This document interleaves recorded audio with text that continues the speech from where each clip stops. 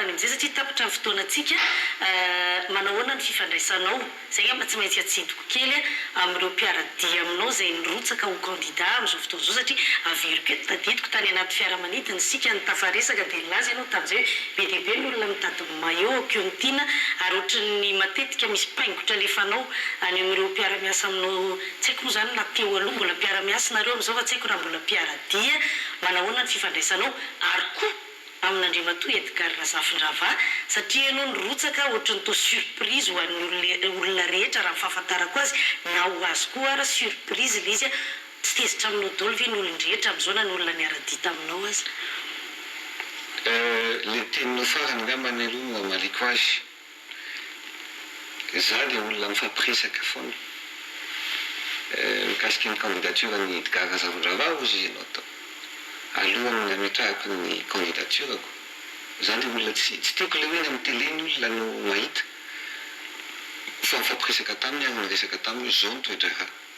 zao zavatra misy fantatrao ny principako ka za dia ametraka dossier androany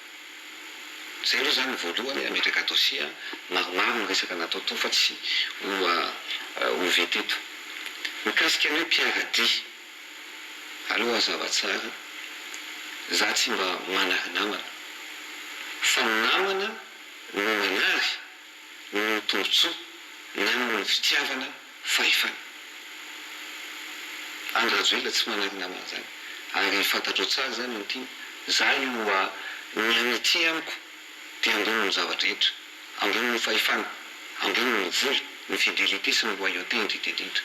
zay ny zavatra principe ijoroako ary zay nanao principe ary tamin'ny antoko dia hoe tsy fahefana na vola na seza fa fitiavan-tanindrazana zany no napetraka tao anatin'ny